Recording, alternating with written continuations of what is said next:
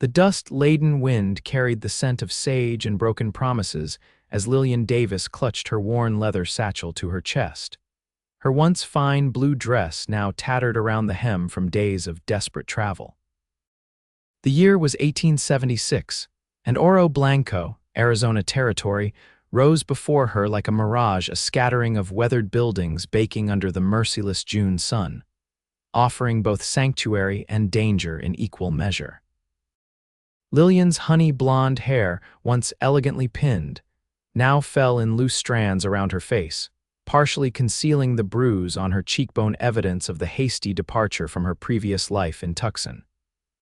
Her green eyes, though red-rimmed from exhaustion and sparse tears, still held the defiant spark that had kept her moving forward despite everything she had lost. The stagecoach lurched to a stop before the town's only hotel, a two-story structure with peeling paint that grandly proclaimed itself the Oro Blanco Grand Hotel. Lillian gathered her remaining courage along with her meager possessions. She had exactly $3.42 to her name, barely enough for 2 nights' lodging. After that, she would need work, and quickly.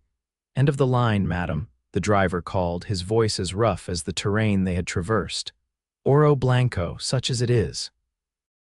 Lillian stepped down, wincing as her feet, encased in impractical city boots, touched the dusty ground.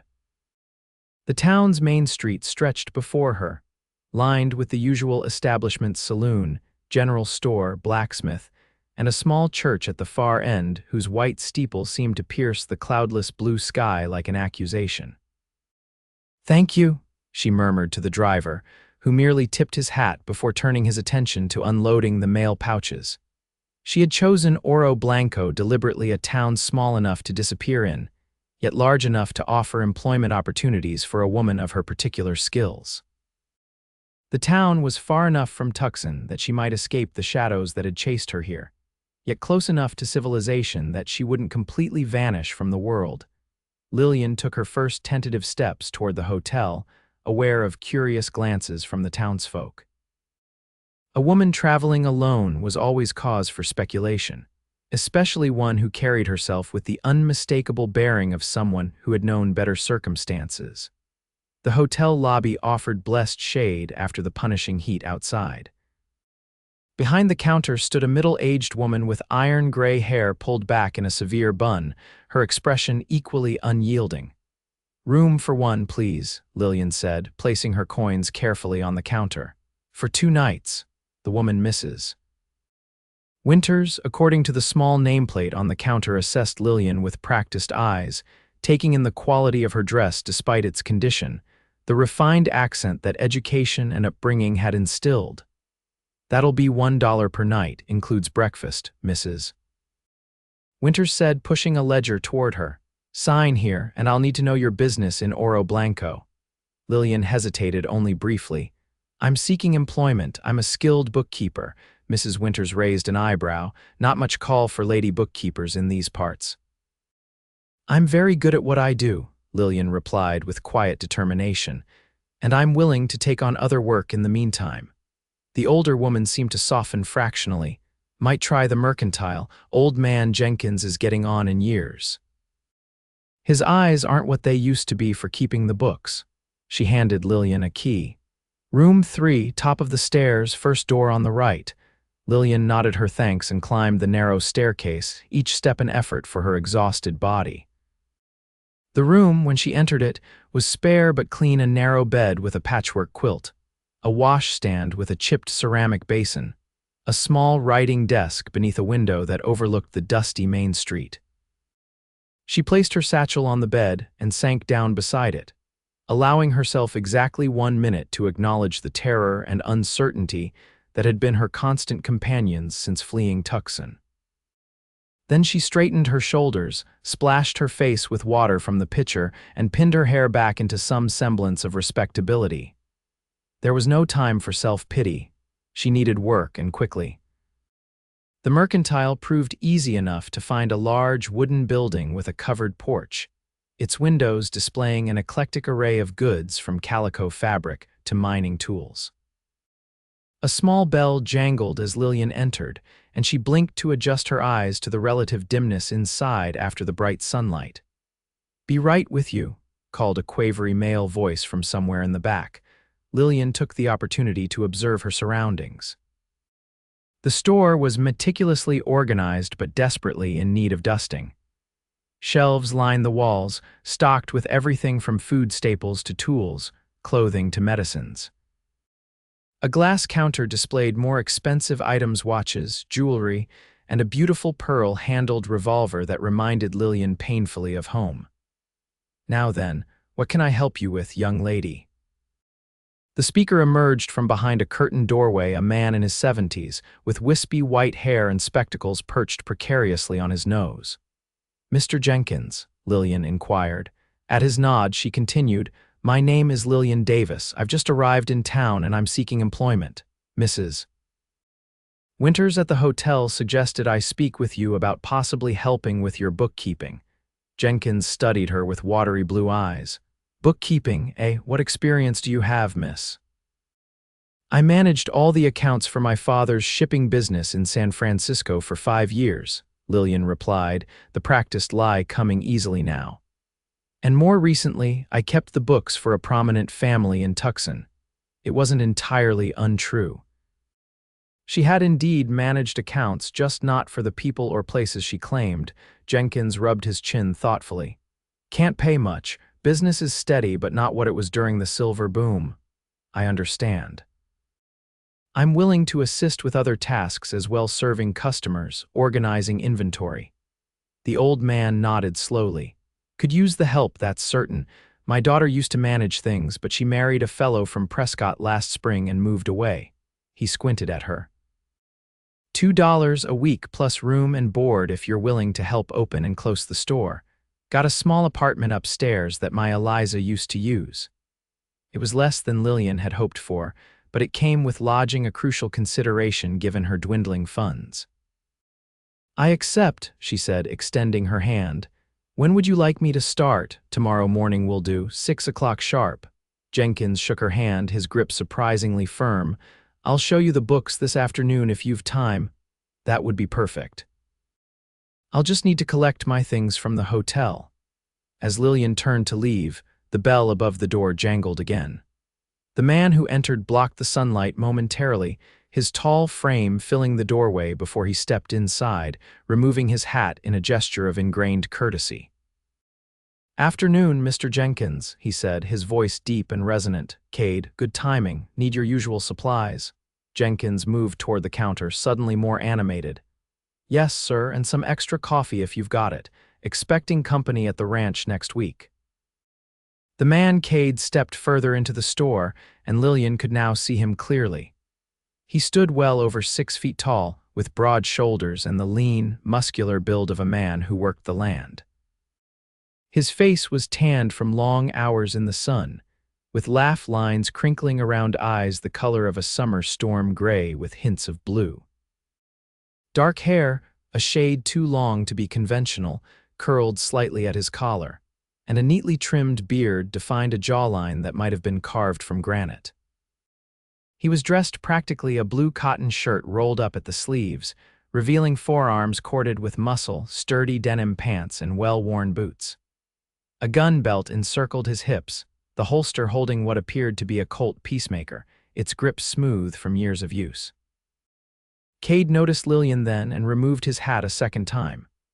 "Madam," he acknowledged with a slight bow of his head, "Mr. Gallagher owns the Double Circle Ranch about 5 miles east of town," Jenkins explained to Lillian. "One of our most respected citizens. Kade, this is Miss Davis. She's just arrived in town and will be helping me with the books and such." "Welcome to Oro Blanco, Miss Davis." Kade Gallagher's smile transformed his face, softening the hard angles into something approachable, almost boyish despite his obvious maturity.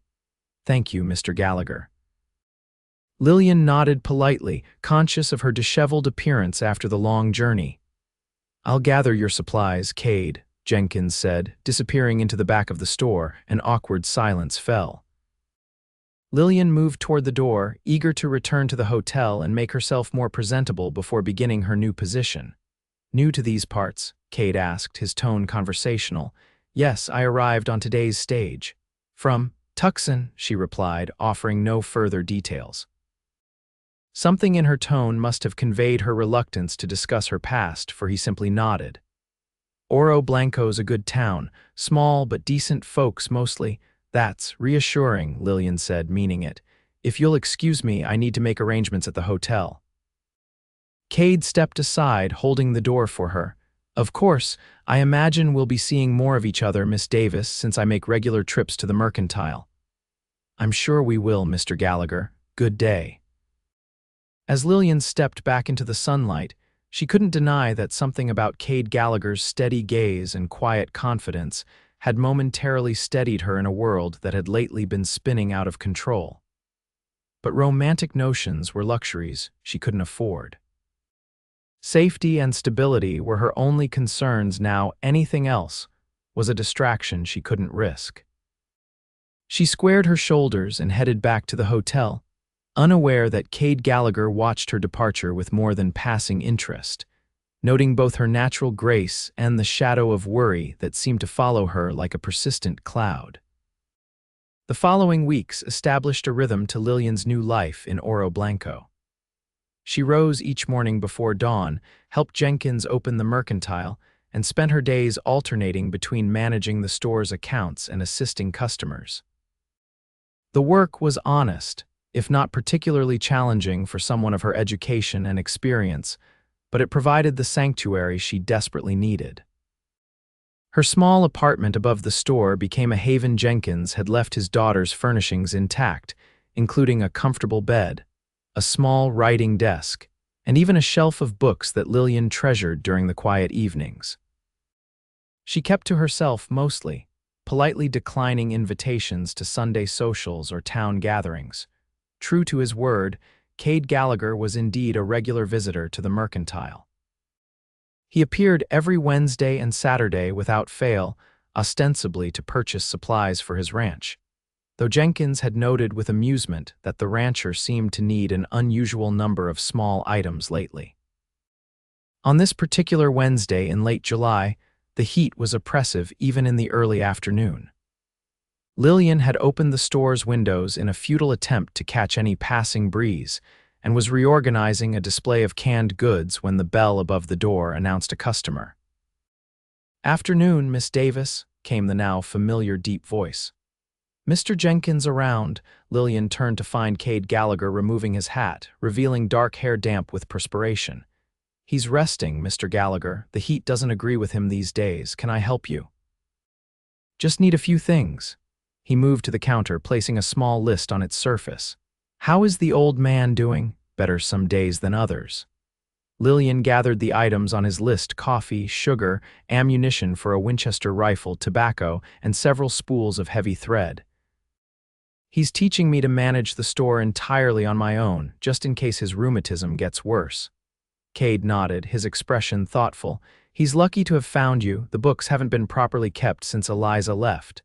It's mutual good fortune. I needed employment and he needed assistance." Lillian tallied his purchases. "That will be $3.45. Kade placed the exact amount on the counter, then hesitated, seeming on the verge of saying something more. Lillian raised an eyebrow inquiringly. "There's a social at the church this Saturday evening," he finally said. "Nothing fancy, just some music, dancing, food. I was wondering if you might like to attend, as my guest." The invitation caught Lillian off guard. She had carefully maintained a polite distance from everyone in town, sharing nothing of her past and building no close connections. "That's very kind, Mr. Gallagher, but it would do you good to meet more of the townspeople," he persisted gently. "And I promise I'm an adequate dancer at the very least." A smile tugged at the corner of her mouth despite her reservations.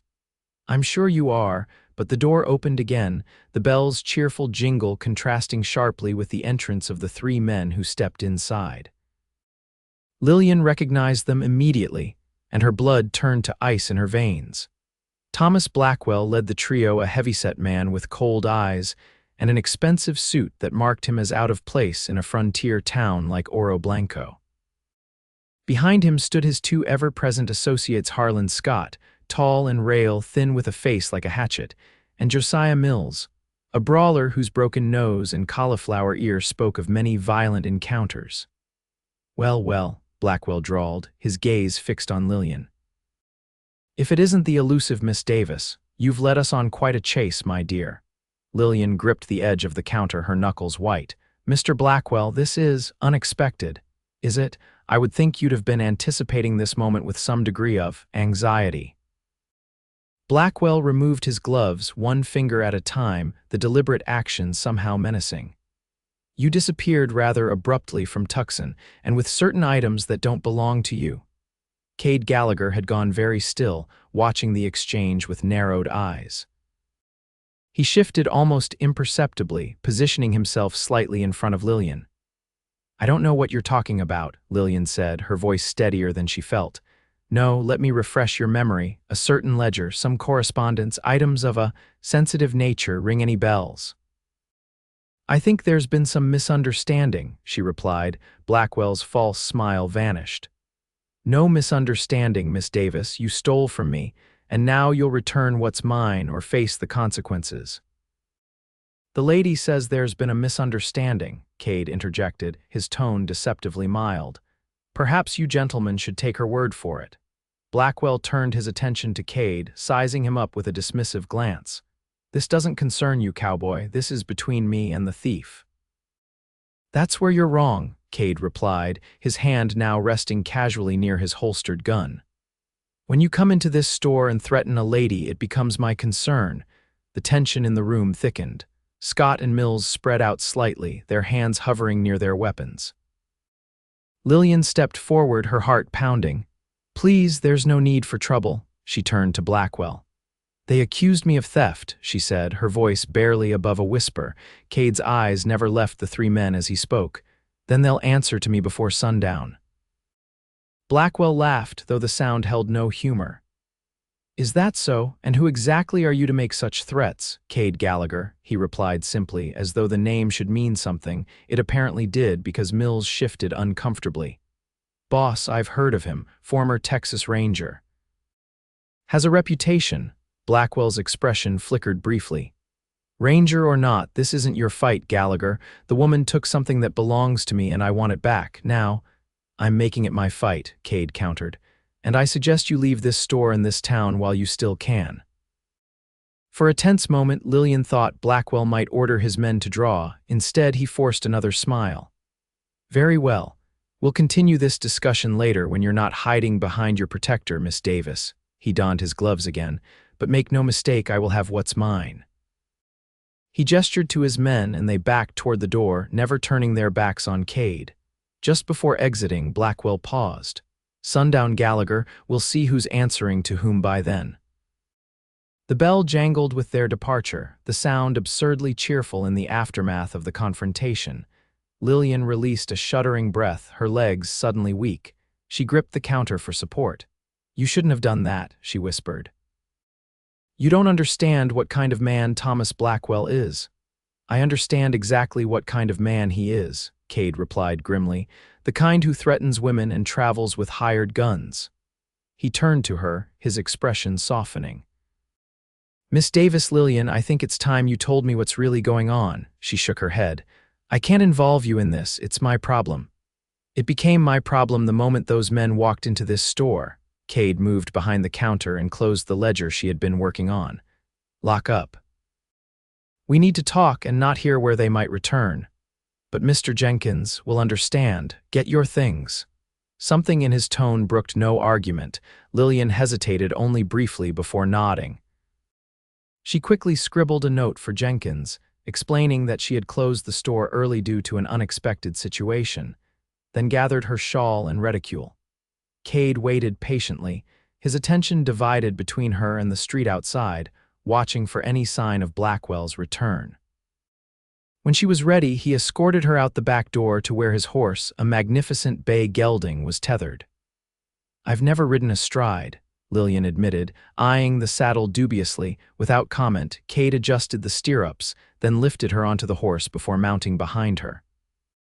One arm circled her waist securely as he took the reins with his free hand. "Hold on," he murmured, his breath warm against her ear. The horse set off at a brisk trot, taking them out of town via back alleys until they reached the open country east of Oro Blanco. Only then did Kade urge the animal into a gallop, the rhythmic pounding of hooves matching Lillian's racing heart as she contemplated how quickly her carefully constructed new life had unraveled. After about 20 minutes of hard riding, Kade guided the horse off the main trail onto a smaller path that wound through a stand of cottonwoods. Beyond them lay a small cabin nestled against the foothills, a corral and barn visible to one side. "Line shack," Kade explained as they approached. "Part of the double circle, but I keep it separate from the main ranch operations. Few people know about it." He dismounted first, then reached up to help Lillian down. Her legs felt unsteady after the ride, and she stumbled slightly against him. His hands steadied her at the waist, lingering perhaps a moment longer than necessary before he stepped back. "Wait here," he said, drawing his revolver. "Let me make sure it's clear." Lillian watched as he approached the cabin cautiously, his movements fluid and practiced. He circled the structure once before entering through the front door. A minute later, he reappeared, holstering his weapon. "It's safe. Come inside." The cabin's interior was simple but comfortable, a main room with a stone fireplace, a sturdy table with chairs, a small kitchen area, and a curtained alcove that presumably contained a bed. Everything was scrupulously clean and organized, speaking to Kade's character as much as any words might have done. "Sit down," he said, gesturing to the table. "I'll make coffee." Lillian sank into a chair, the events of the day catching up with her in a rush of delayed fear and adrenaline. She watched as Kade moved efficiently around the small space, building a fire in the stove and setting water to boil. "Why are you helping me?" she asked finally. "You don't know me. You don't know what I might have done." Kade paused in his preparations, turning to face her. "I know enough," he said simply. "I know you're intelligent, hardworking, and kind to old Jenkins. I know you're running from something or someone, and I've seen enough of the world to recognize fear in a woman's eyes." He resumed, measuring coffee into a pot. "And I know Thomas Blackwell's type. Whatever he's accusing you of, I'd wager my ranch that you had good reason for your actions." His confidence in her, a virtual stranger, was both touching and unsettling. Lillian folded her hands in her lap, staring down at them as she considered how much to reveal. "You're right," she said finally. "I did take something from him, but it wasn't theft, not really." She looked up to find Kade watching her intently. "I was employed as a bookkeeper for Blackwell's mining company in Tucson. 6 months ago, I discovered discrepancies in the accounts, large sums of money being diverted, recorded as equipment purchases, but with no corresponding receipts." Kade set 2 mugs of steaming coffee on the table and sat across from her. "Go on."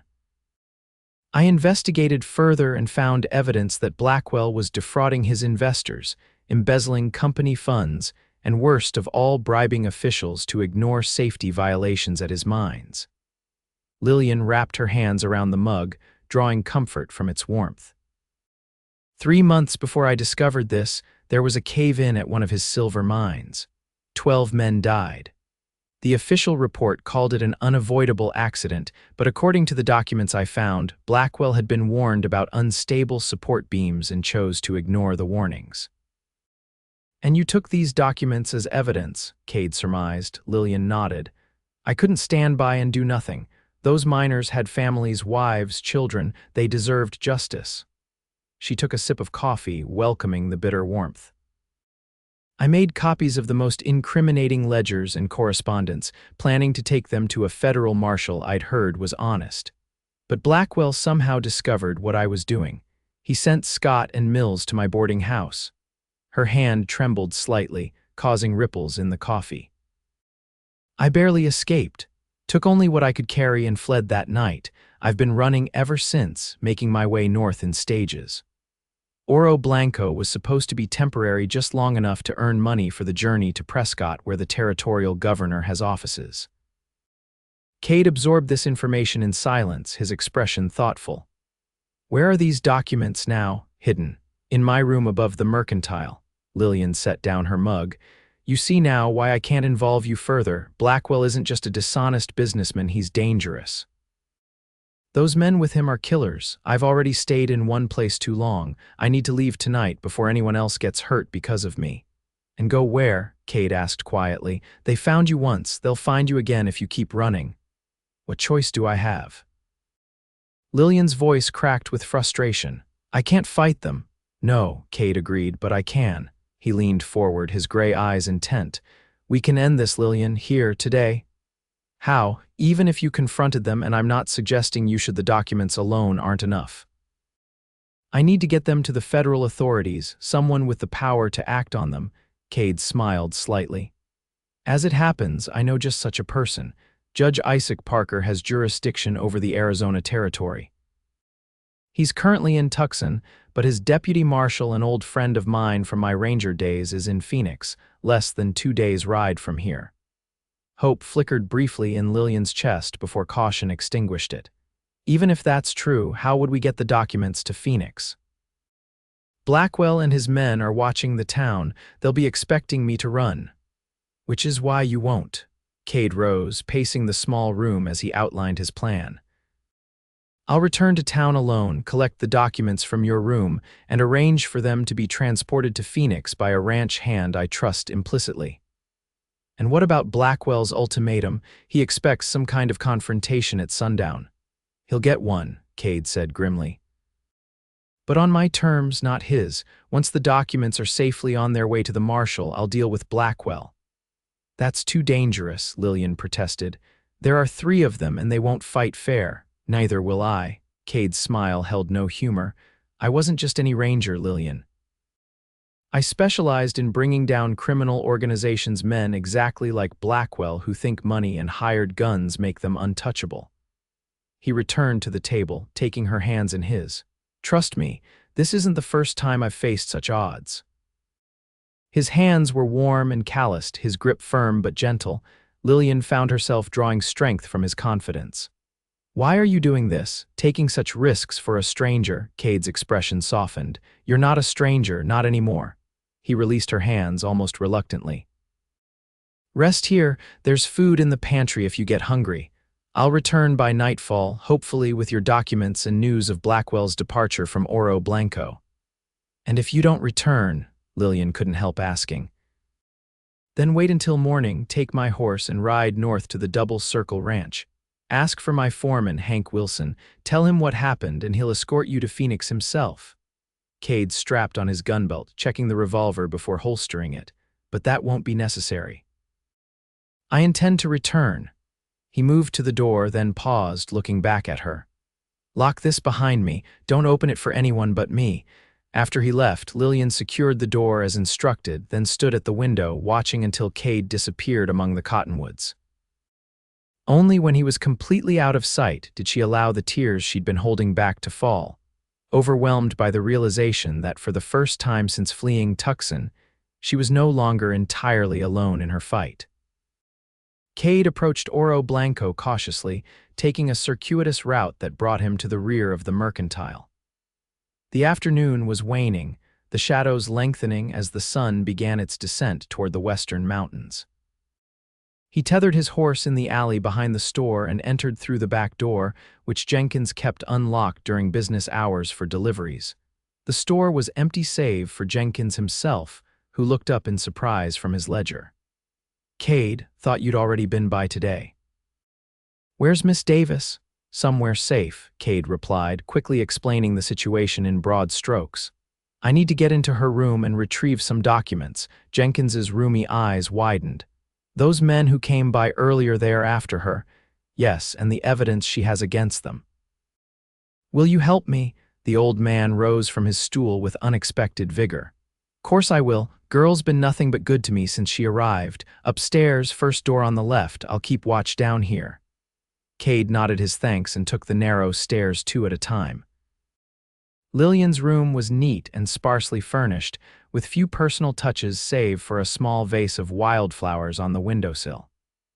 He hesitated, uncomfortable invading her private space, but the urgency of the situation overrode his scruples. If I were hiding incriminating documents, where would I put them? He muttered to himself, scanning the room methodically. The most obvious hiding places yielded nothing not under the mattress, behind the small mirror, or in the drawers of the writing desk. Kade stood in the center of the room, thinking. Lillian was intelligent and careful. She wouldn't choose an obvious location, yet it would need to be accessible. His gaze fell on the shelf of books. Moving closer, he examined the titles, mostly novels, and a few volumes of poetry. On a hunch, he pulled out a thick edition of Shakespeare's collected works. The book was heavier than it should have been, and when he opened it, he discovered the center had been hollowed out, containing a slim packet of papers bound with twine. "Clever woman," he murmured with grudging admiration. A quick glance through the contents confirmed these were indeed the documents.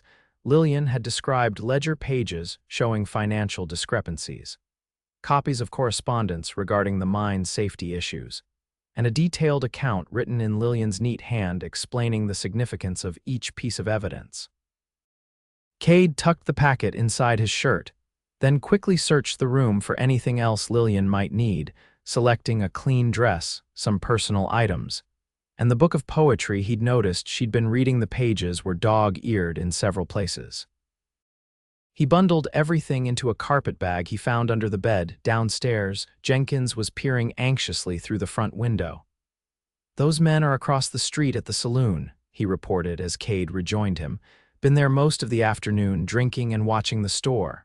"Good. Let them watch. I want them to see me leave."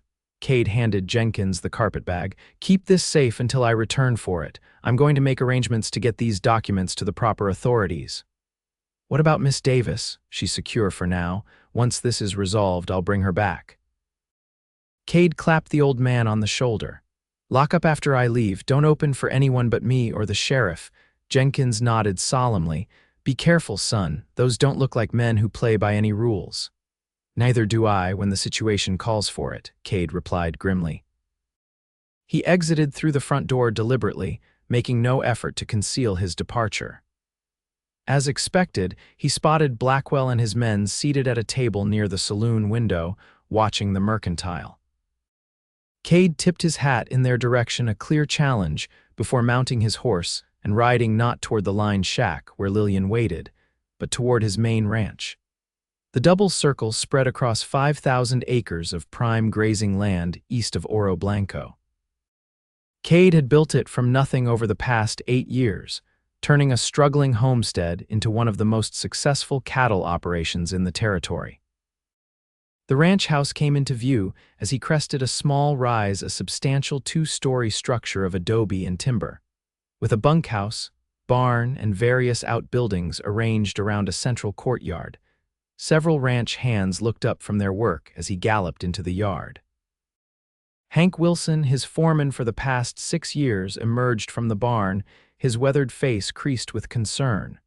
"Trouble, boss?" he asked, taking the reins as Kade dismounted. "Potentially," Kade replied, leading the way to his office in the ranch house. Once inside, he quickly explained the situation while retrieving the documents from inside his shirt. Hank whistled softly. "Pretty lady bookkeeper with evidence against a corrupt mining baron. Sounds like one of them dime novels." "This is real, Hank, and dangerous." Kade spread the papers on his desk. "I need to get these to Deputy Marshal Fletcher in Phoenix immediately." "Want me to take them?" Kade shook his head. "I need you here. Send Miguel. He's our fastest rider and he knows how to avoid trouble." Hank nodded. "He can be ready in 15 minutes. "What about the lady? Want me to send some boys to bring her here?" "No, she's safe where she is for now. I'll handle Blackwell and his thugs, then bring her to the ranch myself." Kade gathered the documents, sealing them in an oilskin pouch. "Have 6 men ready to ride with me back to town. Armed but discreet. You expecting a war? I'm hoping to avoid one, but Blackwell struck me as the type who only respects superior force." Kade checked his pocket watch. "It's nearly 5, sundown's in about an hour. I want to be in position before then." 30 minutes later, Miguel Chavez, a young vaquero who had been with the Double Circle since he was 16, rode out with the documents securely strapped to his person and clear instructions to avoid the main roads and travel through the night if necessary. Kade watched him disappear to the south, then turned to his waiting men. "Remember, we're not looking for a fight," he instructed as they rode toward Oro Blanco. This is about showing Blackwell he's outmatched and encouraging him to leave peacefully. And if he doesn't take the hint? Asked Frank Doyle, a burly former buffalo hunter who now served as the ranch's blacksmith. Then we make our point more forcefully, Kade replied, but only if absolutely necessary. There are laws in this territory and we'll abide by them. The sun was kissing the western mountains as they reached the outskirts of town. Kade directed 3 of his men to positions at the north end of the main street, 2 more to cover the south, and kept Hank with him as they approached the saloon where Blackwell and his men had established themselves. The street was unusually empty for this time of day. Word of the confrontation had spread, and most townsfolk had prudently decided to remain indoors. Sheriff Tom Morgan stood on the boardwalk outside his office, watching their approach with a mixture of resignation and relief. Gallagher, he acknowledged as Kade dismounted, heard there might be trouble. Just ensuring there isn't any, Sheriff, Kade replied, tying his horse to the hitching post. Those men in the saloon are threatening a lady under my protection. I'm here to persuade them to reconsider. Morgan sighed. Figured it was something like that. The dark-haired one Blackwell came by my office earlier, claiming some woman stole from him, wanted me to arrest her, and told him I'd need to investigate any such claims through proper channels. He didn't much care for that answer. The sheriff straightened his vest. Town council pays me to keep the peace, not to act as some rich man's personal enforcer. Good man, Kade said with genuine approval. Mind if I handle this? Morgan shrugged. As long as you keep it legal, I've got no objections, but I'll be watching. Kade nodded and continued toward the saloon, Hank falling into step beside him. Through the windows, he could see Blackwell and his men still at their table, playing cards and drinking. They looked up as Kade pushed through the batwing doors, their hands moving instinctively toward their weapons. Gentlemen, Kade said pleasantly, coming to stand at the edge of their table. I believe we have some unfinished business. Blackwell's eyes narrowed. Where's the woman? Safe and beyond your reach. Kade pulled out an empty chair and sat, uninvited. Hank remained standing, his stance casual but his hand never far from his holstered revolver. I thought we might discuss your future plans, specifically how they involve leaving Oro Blanco. Tonight, a muscle twitched in Blackwell's jaw. I'm not going anywhere without what belongs to me. That's where you're wrong, Kade replied, his voice hardening. The documents Miss Davis took from your office are already on their way to Deputy U.S. Marshal James Fletcher in Phoenix. By this time tomorrow, he'll have evidence of your embezzlement, bribery, and criminal negligence in the deaths of 12 minors. The color drained from Blackwell's face. You're bluffing. Am I? Kade leaned forward. Fletcher and I served together in the Texas Rangers. He takes a particular interest in cases involving corruption and the exploitation of working men. I imagine he'll be quite motivated to act on such compelling evidence. Scott, the tall, thin man, shifted nervously. Boss, maybe we should shut up, Blackwell snapped. He glared at Kade. Even if what you say is true, it's your word and some fabricated documents against mine. I have connections, influence. In Tucson, perhaps. But Judge Parker isn't known for being swayed by influence or connections. He's known for hanging men who break the law. Kade stood slowly. You have a choice, Blackwell. Leave now while you still can, or stay and face whatever comes when Fletcher arrives with a warrant for your arrest. The saloon had fallen silent, every patron watching the confrontation with bated breath. Outside, the last rays of sunlight painted the street in gold and crimson. Blackwell's hand inched toward his gun. Or I could solve my problem right here. Kill you, find the woman, and be on my way before any marshal arrives. You could try, Kade agreed. But you should know that I have 6 armed men positioned around this town, even if you somehow manage to outdraw me, which, frankly, I doubt you wouldn't make it to your horses. He smiled thinly. And I haven't even mentioned Sheriff Morgan, who's currently watching from across the street, or the fact that several townspeople are probably aiming rifles from their windows as we speak. Oro Blanco protects its own. The tension stretched like a bowstring pulled to its breaking point. Mills, the brawler, was sweating visibly. Scott's eyes darted between Kade and the saloon doors, calculating odds and finding them wanting. Finally, Blackwell removed his hand from near his weapon. "This isn't over, Gallagher, not by a long shot. For your sake it should be," Kade replied evenly. "Because if I ever see you or your men near Miss Davis again, I won't bother with warnings or choices. I'll simply kill you." He delivered this promise matter-of-factly, his tone making it clear this wasn't bravado but a simple statement of intent. "You have 1 hour to be on the road south. After that, I'll assume you've chosen to stay and face the consequences." Without waiting for a response, Kade turned and walked out of the saloon, Hank following close behind. They crossed to where Sheriff Morgan waited, his hand resting on his own revolver. "They leaving?" the lawman asked. "They will," Kade affirmed. "But have your deputy watch the road south just to be certain." Morgan nodded. "What about the girl, Miss Davis? Is she really safe?" "She will be once Blackwell's gone. I'll bring her back to town tomorrow." Kade mounted his horse. "If you need me before then, I'll be at the line shack." As he rode out of town with Hank and the other ranch hands, Kade glanced back once to see movement at the saloon. Blackwell and his men emerging, their body language conveying defeat and fury in equal measure. He felt reasonably confident they would heed his warning and leave, but he posted 2 men to watch the road to the line shack just in case. The sky had darkened to deep indigo by the time he approached the cabin where Lillian waited. He whistled a specific pattern as he neared a signal they had arranged so she would know it was him returning. A moment later, the door opened, and Lillian stood framed in the golden lamplight, her expression a mixture of relief and trepidation. "You're back," she said simply as he dismounted. As promised. Kade secured his horse and approached the cabin. "May I come in?" She stepped aside, allowing him to enter. "What happened? Did you find the documents?" "I did. Very clever hiding place." Kade removed his hat and gunbelt, hanging both on pegs near the door. "Miguel, one of my most trusted ranch hands, is already on his way to Phoenix with them. By this time tomorrow, they'll be in Deputy Marshal Fletcher's hands." Lillian sank into a chair, visibly relieved. "And Blackwell, leaving town as we speak if he knows what's good for him. I've posted men to make sure he heads south away from here." Kade moved to the stove where a pot of something savory smelling simmered. "You cooked?" A faint blush colored Lillian's cheeks.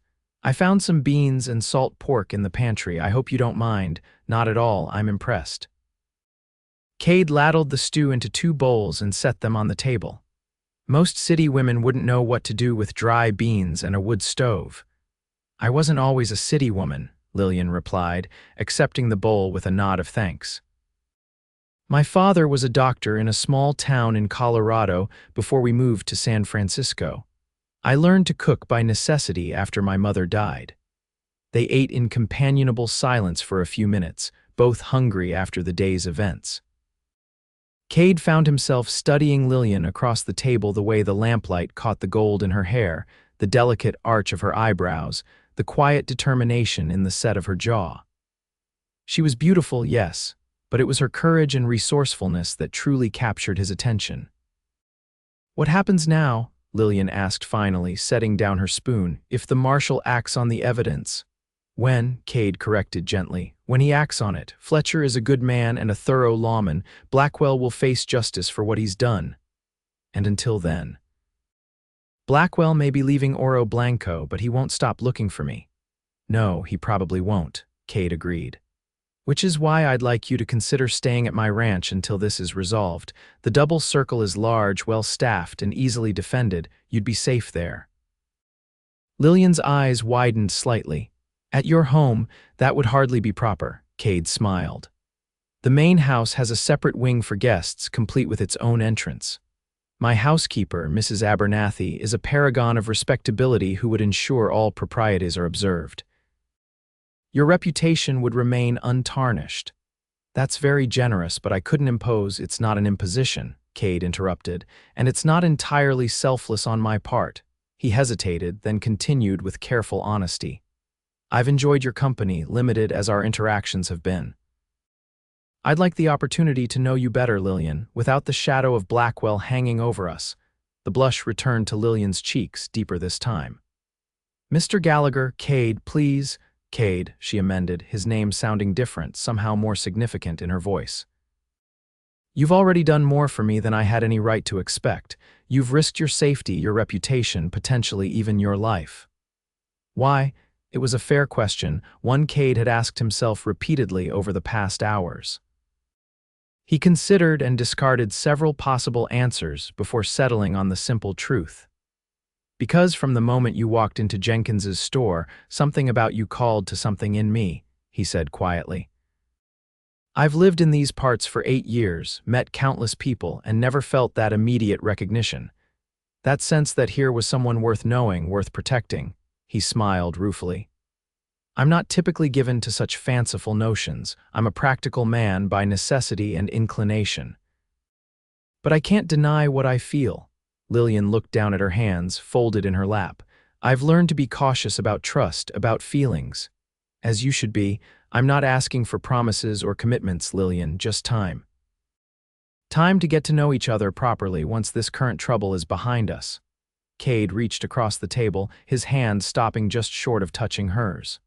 Will you at least consider it? She looked up then, meeting his gaze directly. Something in her eyes of vulnerability, a tentative hope made his breath catch. Yes, she said softly, I'll consider it. It wasn't much, but it was enough for now. Kade withdrew his hand, aware that pushing further would be a mistake. Trust, like the wild horses he sometimes broke for the ranch, couldn't be forced, it had to be earned patiently and consistently. We should get some rest, he said, rising to clear their bowls. Tomorrow we'll return to town to collect your things from Jenkins, then head to the double circle. I've arranged for one of my men to bring word as soon as Miguel reaches Phoenix. What about my position at the mercantile? Lillian asked. I can't simply abandon Mr. Jenkins after all he's done for me. Jenkins will understand. And once this is resolved, if you wish to return to work for him, that will be your choice.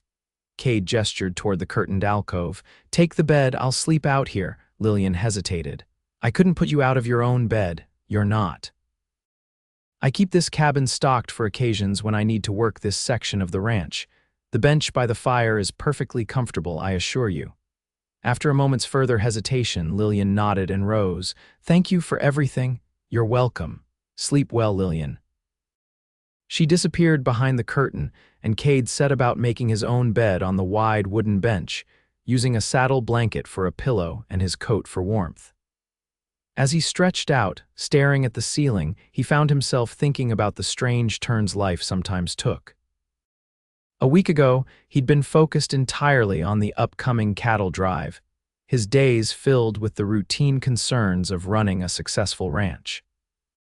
Now, somehow, he found himself embroiled in a fight against corruption, harboring a beautiful fugitive, and contemplating possibilities he'd long since set aside after Anna's death 5 years ago.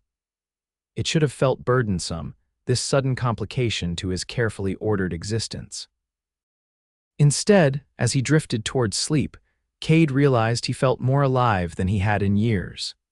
The journey to the double circle the next day was undertaken with meticulous caution, though there was no sign of Blackwell or his men on the road from Oro Blanco. Before leaving town, they had stopped briefly at the mercantile, where Jenkins had embraced Lillian with genuine affection and insisted her position would remain open should she wish to return.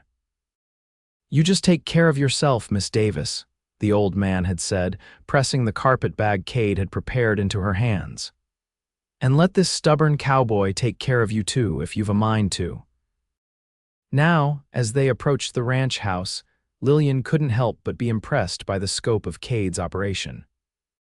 The double circle was clearly prosperous, well-maintained fences, healthy cattle grazing in the distance, outbuildings in good repair, and a main house that spoke of comfort without ostentation. You've built something remarkable here, she observed as they rode into the central courtyard. Kade smiled, pleased by her appreciation. It's taken time and hard work. When I bought the place, it was little more than a run-down cabin and 100 acres of overgrazed land. He dismounted and helped her down from her horse. Come, I'll introduce you to Mrs. Abernathy. The housekeeper proved to be a formidable woman in her 60s, with iron-gray hair pulled into a severe bun and sharp blue eyes that missed nothing. Despite her intimidating appearance, her welcome was genuinely warm.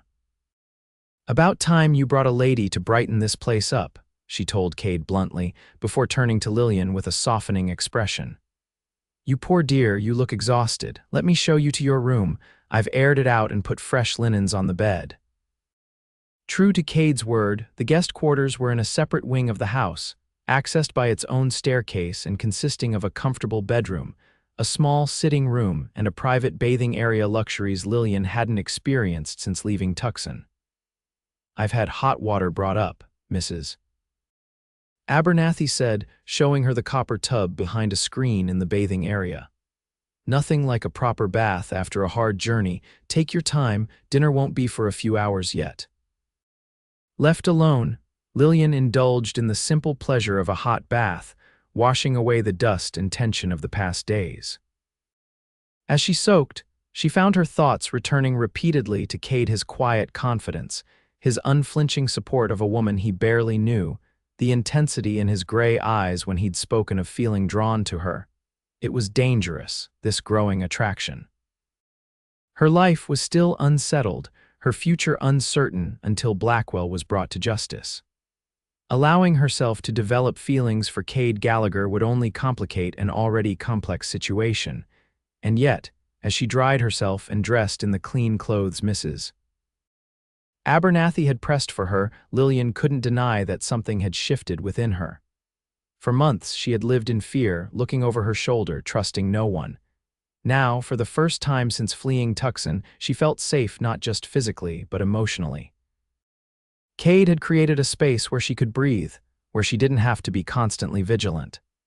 That evening, dinner was served in the ranch house's dining room, a substantial meal of roast beef, potatoes, fresh bread, and vegetables from the kitchen garden.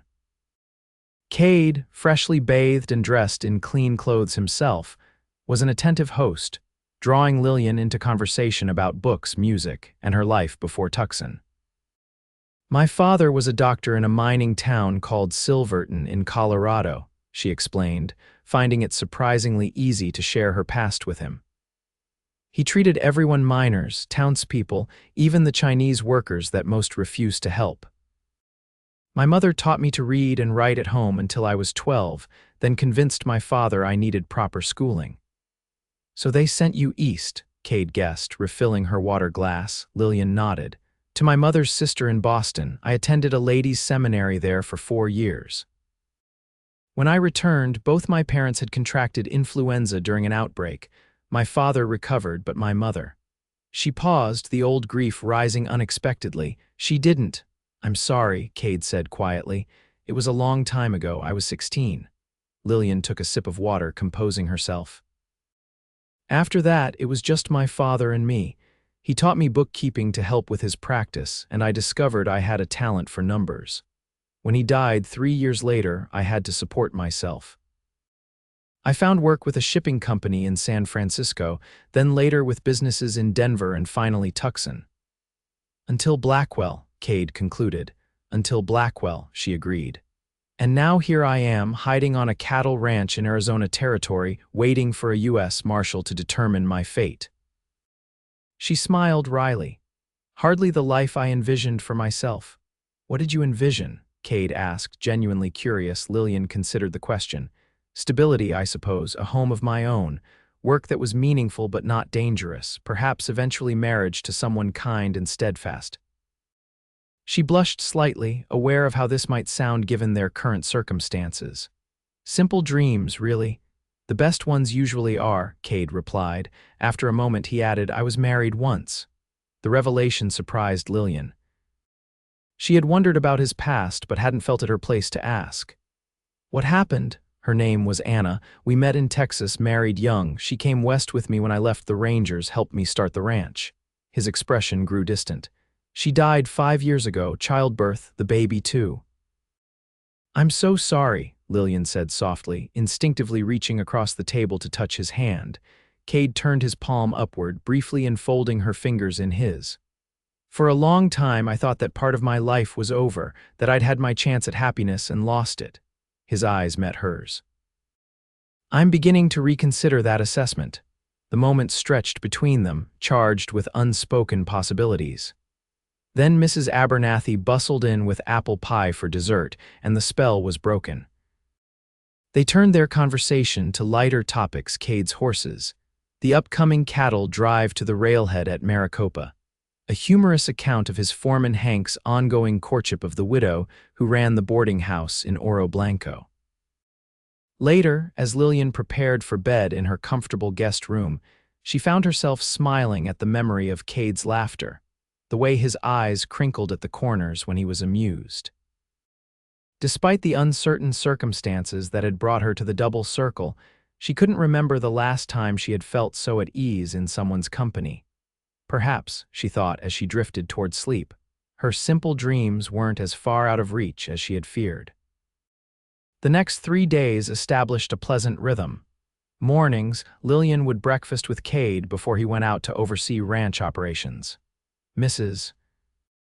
Abernathy, discovering Lillian's interest in books, showed her to the small library. Kade had accumulated an eclectic collection ranging from practical manuals on animal husbandry to volumes of poetry and classic literature.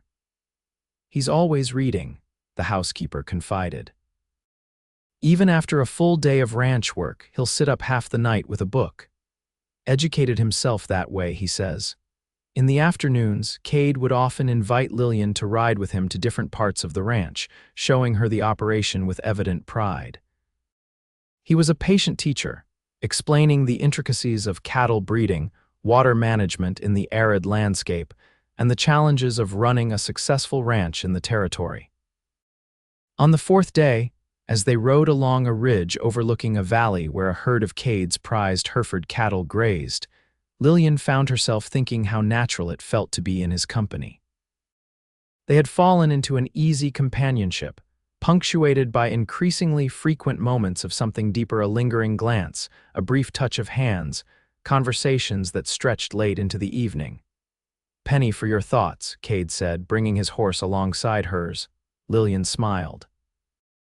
"I was just thinking how beautiful it is here. Peaceful. It grows on you," he agreed, looking out over the landscape. "When I first came to Arizona, I thought it was the most desolate place I'd ever seen. Now I can't imagine living anywhere else. I can understand why." Lillian's gaze traced the distant mountains, purple against the horizon. "There's a wildness to it, but also a dignity, I suppose, a sense that the land was here long before us and will remain long after." Kade looked at her with appreciation. "Exactly. Most people only see the harshness. They miss the beauty."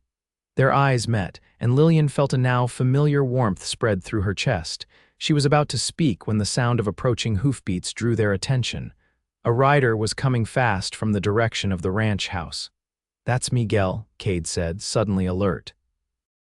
"He's back from Phoenix." They turned their horses and rode to meet the young vaquero, who reined in sharply when he spotted them. "Jeef," Miguel called, using the Spanish term of respect.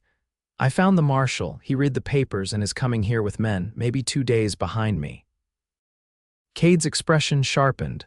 "Fletcher's on his way here. Did he say why?" Miguel nodded, catching his breath.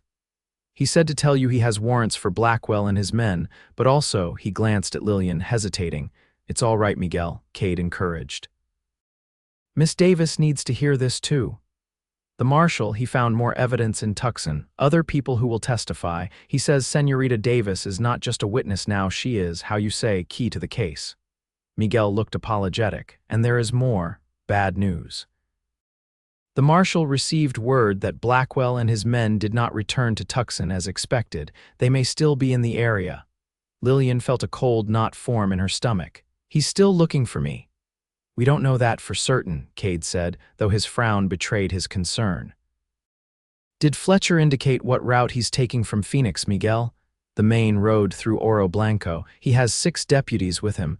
Kade made a quick decision. "Ride back to the ranch. Tell Hank to double the guards and keep everyone alert. We'll be right behind you." As Miguel galloped away, Kade turned to Lillian. "This is good news, despite Blackwell's whereabouts. With Fletcher personally involved and additional witnesses, the case against Blackwell is stronger than ever. But if he's still in the area, still looking for me, he won't find you," Kade said firmly. The double circle is well protected, and with Fletcher and his deputies arriving soon, Blackwell would be a fool to attempt anything. Lillian nodded, trying to take comfort in his confidence. They rode back to the ranch in thoughtful silence, each contemplating the implications of Miguel's news. That evening, after dinner, Kade suggested they sit on the veranda to enjoy the cooler air and the spectacular sunset. The ranch hands had been alerted to maintain extra vigilance, but there had been no sign of any intruders or unusual activity. "Fletcher is a thorough man," Kade said as they watched the sky transform from gold to crimson to deep purple. "If he's bringing deputies and has secured additional witnesses, he must believe the case against Blackwell is substantial." "I hope so," Lillian replied. "Those miners' families deserve justice." Kade studied her profile in the fading light. "You took an enormous risk standing up to Blackwell. Many would have simply looked the other way." "I couldn't," Lillian said simply. "Not when I knew the truth." She turned to face him. "My father used to say that knowledge brings responsibility, that knowing wrong is being done and doing nothing about it makes you complicit in that wrong." "Your father sounds like a wise man." "He was." Lillian smiled at the memory. "Stubborn too, rather like someone else I've come to know." Kade laughed softly. "I've been called worse things than stubborn." A comfortable silence fell between them as the first stars appeared in the darkening sky. Lillian was acutely aware of Kade beside her, of the narrowing space, both physical and emotional, that had separated them since their first meeting. "What will you do?" he asked suddenly. "After Fletcher arrests Blackwell and the case is resolved, will you return to Oro Blanco, to Jenkins's store?" The question caught Lillian off guard. She had been so focused on surviving, on ensuring Blackwell faced justice, that she'd given little thought to what would come after. "I don't know," she admitted. "I've been running for so long, I'm not sure I remember how to stay in one place." She hesitated, then added softly, "Though I'm finding reasons to consider it." Their eyes met in the gathering darkness, and Lillian saw in Kade's gaze a reflection of her own conflicted emotions, hope tempered with caution, desire held in check by respect. "Lillian," he began, his voice deepening with feeling, "I want you to know." A sudden shout from the direction of the bunkhouse interrupted whatever he had been about to say. They both stood, instantly alert. One of the ranch hands was running toward the house, his figure barely visible in the dim light. "Mr. Gallagher," the man called. "Riders coming in from the east, at least 5 of them." Kade was immediately in motion. "Get inside," he told Lillian. "Find Mrs. Abernathy and stay in the kitchen. It's the most secure room in the house." "But please, Lillian, I need to know you're safe while I deal with this." Something in his tone, a blend of authority and genuine concern, stopped her protest. She nodded and hurried inside as Kade strode to meet the approaching ranch hand. The kitchen was indeed a solid room with thick adobe walls and small, high windows. Mrs. Abernathy was already there, calmly loading a shotgun when Lillian entered. "Trouble?" the older woman asked. "Possibly. Riders approaching from the east, Mrs." Abernathy nodded as though this were a common occurrence. "Could be nothing. Could be rustlers. Could be those men Mr. Gallagher warned us about." She checked the shotgun's action with practiced ease. "Either way, we'll be ready." Lillian envied the housekeeper's composure. Her own heart was racing, her mind filled with dire possibilities. If it was Blackwell, if he had somehow tracked her to the double circle. A commotion outside drew their attention, the sound of horses arriving, men's voices raised in greeting rather than challenge. "Mrs." Abernathy moved to the window, peering out cautiously. "Well, I'll be," she said. "It's the law." Relief flooded through Lillian. "The marshal already?" "Looks like it. Man with a badge, several others with him." Mrs. Abernathy set the shotgun aside. "Let's go see what brings them here in such a hurry." They emerged from the kitchen to find Kade welcoming a group of dust-covered men into the main room of the ranch house. At their center stood a tall, lean man with graying temples and the weathered complexion of someone who spent most of his life outdoors. The badge pinned to his vest identified him as a U.S. Deputy Marshal.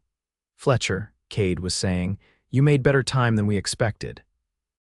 "Pushed hard once I got your message and the documents." the marshal replied, removing his hat. Situation's more complicated than we thought. His gaze fell on Lillian as she entered the room. Miss Davis, James Fletcher, Deputy U.S. Marshal, I've been looking forward to meeting you. Marshal, Lillian acknowledged with a nod, I'm relieved you took the evidence seriously. More than seriously, madam. Those documents you preserved have already led to 3 arrests in Tucson mining officials who accepted bribes from Blackwell. And we've located 2 engineers who are willing to testify about the safety warnings that were ignored before the mine collapse. Fletcher's expression was grim. What you uncovered goes beyond fraud and negligence. It's criminal conspiracy on a scale that could send Blackwell and his associates to prison for decades. If you can find them, Kade pointed out. Miguel said they didn't return to Tucson as expected. Fletcher nodded. That's the complication I mentioned. We've received reports that Blackwell and his men were seen heading north from Oro Blanco 3 days ago. Not east toward Tucson, not south toward Mexico. North. North, Kade frowned. There's nothing north of here but ranch land and mountains until you hit the Mogollon Rim. And the railroad at Flagstaff, Fletcher added meaningfully. If Blackwell reaches the railroad, he could be halfway to Canada before we catch up to him. Lillian felt a surge of disappointment. After everything, the danger, the fear, the evidence she'd risked her life to preserve, was Blackwell simply going to escape? Can you pursue him? She asked. Fletcher exchanged a glance with Kade. That's why we pushed to get here so quickly. According to our information, Blackwell and his men are traveling through difficult terrain, trying to avoid settlements where they might be recognized. They're not moving as fast as they could on the main roads. You think you can intercept them, Kade surmised. With your help, yes. You know this country better than anyone, Gallagher, and I've only got 5 deputies with me. I could use a few good men who know how to handle themselves in rough country. Kade didn't hesitate. You've got them. Hank can select our best riders. We can be ready to leave at first light. Lillian listened to this exchange with growing concern. The prospect of Kade riding into potential danger on her behalf was deeply unsettling. Yet she understood the necessity Blackwell needed to be brought to justice, not just for her sake, but for the families of the miners who had died due to his greed and negligence. What about Miss Davis? Fletcher asked. She should be safe here with your ranch hands guarding the property, but if you'd prefer, I can leave a deputy. I want to come with you, Lillian interrupted, surprising herself as much as the men. Kade turned to her, clearly taken aback. Lillian, that's out of the question. It's too dangerous. I agree, Fletcher said. This isn't a job for a lady, Miss Davis. We might be riding into a firefight. I understand the risks, Lillian replied firmly. But I'm the one person who can positively identify all 3 men and testify to the authenticity of the documents. What if you catch up to them and they deny their identities, or claim I forged the evidence? Fletcher hesitated, glancing at Kade. She has a point. Positive identification at the time of arrest would strengthen our case considerably. No, Kade said flatly. We can make the arrests based on the warrants. Lillian can provide identification and testimony later in a courtroom. And if they resist arrest, if someone is killed, Lillian pressed, then the case may never reach a courtroom. She stepped closer to Kade, lowering her voice. I didn't come this far, risk this much, to see Blackwell escape justice on a technicality. Kade studied her face, his expression conflicted. She could see he understood her reasoning, even as he rejected the idea of placing her in potential danger. What if we compromise? Fletcher suggested. Miss Davis accompanies us part of the way to a safe location near where we expect to intercept Blackwell. She remains there with 2 deputies while the rest of us make the arrest. Once the suspects are secured, we bring them to her for positive identification before transporting them to Phoenix. Kade still looked unhappy, but after a moment he nodded reluctantly. On one condition. Lillian stays with me at all times until we reach this safe location, and if there's any sign of increased risk, she returns to the ranch immediately with an escort. Agreed, Fletcher said promptly.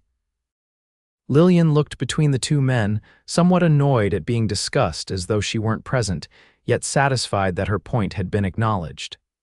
Thank you, she said. I appreciate both your concern for my safety and your recognition of my role in this matter." Fletcher turned to his deputies. "Get some rest, men. We ride at dawn." To Kade, he added, "If you could have your foreman select 5 or 6 reliable men to accompany us, we'll brief everyone in the morning." As the group dispersed to prepare for the coming day, Kade drew Lillian aside. "Are you sure about this?" he asked quietly. "There's no shame in staying here where it's safe." "I'm sure," Lillian replied. "I need to see this through, Kade, for those miners' families, for myself." She placed a hand on his arm. "And I trust you to keep your word about protecting me." His expression softened. "With my life, if necessary." He covered her hand with his own. "But I'd rather it not come to that, so promise me you'll follow instructions exactly if things get dangerous." "I promise," Lillian said solemnly. "I have no desire for heroics, just justice." Kade nodded, seemingly satisfied. "Get some sleep then. Tomorrow will be a long day." As Lillian prepared for bed that night, her thoughts were a tumult of anticipation and apprehension. They were so close to ending the nightmare that had begun in Tucson months ago. Yet she couldn't shake the feeling that the most dangerous part of the journey still lay ahead. Dawn found the ranch yard bustling with activity as the posse prepared to depart. 17 riders in all, Fletcher and his 5 deputies, Kade and 6 of his most experienced ranch hands, and Lillian, dressed practically in a divided riding skirt, sturdy boots, and a man's shirt and jacket borrowed from Mrs. Abernathy's deceased husband's belongings. The housekeeper had helped her braid her hair tightly and tuck it under a wide-brimmed hat. "Less recognizable at a distance this way," the older woman had explained, "and more practical for hard riding." Now, mounted on a gentle but sure-footed mare Kade had selected for her, Lillian listened as Fletcher outlined their plan. "Based on the reports we've received and Kade's knowledge of the terrain, we believe Blackwell and his men are following this route." The marshal traced a line on a rough map spread across a saddle. "They're avoiding the main trails, sticking to game paths and cattle tracks, which is slowing them down considerably. If we push hard, we should intercept them here," he pointed to a spot marked Cottonwood Canyon, "by tomorrow afternoon." "There's an abandoned line shack about 2 miles south of the canyon," Kade added. "It's defensible with good sight lines." "That's where Lillian will wait with the deputies while we make the arrest." Fletcher nodded in agreement. "Any questions?" When none were forthcoming, he rolled up the map. "Let's ride. We've got a lot of ground to cover before nightfall." The first day's journey was grueling but uneventful. They rode hard, stopping only briefly to rest the horses and take quick meals of jerky and hardtack. Lillian, though an experienced rider, found the pace challenging, but she was determined not to show weakness or slow the group down. By late afternoon, they had climbed into higher country, leaving the open rangeland behind for rocky, pine-covered terrain. The air was cooler here, the vegetation lusher, fed by streams that wound through the valleys. "How are you holding up?" Kade asked, bringing his horse alongside hers during a brief rest stop. "I'm fine," Lillian assured him, straightening in the saddle to hide her fatigue. "Just eager to reach our destination." Kade's eyes crinkled with amusement. "You're a terrible liar, you know that. Your back is stiff as a board and you've been shifting your weight every few minutes for the last hour." Lillian smiled ruefully. "I may be a bit saddle sore," she admitted. "It's been some time since I rode this long in one day." "We'll make camp soon," he promised. "There's a good spot about an hour ahead sheltered, with water nearby." He hesitated, then added more softly, "I'm proud of you, Lillian. Many women and men, for that matter, would have chosen the easier path, stayed behind where it was safe." "Thank you," she replied, oddly touched by his approval. "Though I'm not sure my decision was brave so much as necessary, for my own peace of mind." Before Kade could respond, Fletcher signaled for the group to mount up and continue. The conversation remained unfinished as they resumed their journey, but Lillian found herself revisiting Kade's words throughout the afternoon, drawing strength from his confidence in her. They made camp as dusk settled over the mountains, in a small clearing beside a stream. The men worked efficiently, setting up a perimeter, tending to the horses, and building a small, carefully shielded fire for cooking. Fletcher posted guards in rotating shifts, taking no chances despite being far from any known settlement or trail. Lillian did her part, helping prepare a simple but filling meal of beans, salt pork, and biscuits cooked in a Dutch oven over the coals. As they ate, seated in small groups around the fire, she found herself studying the men who had undertaken this journey on her behalf: the marshal and his deputies, professional and focused. Kade's ranch hands, loyal to their boss and clearly respectful of his judgment.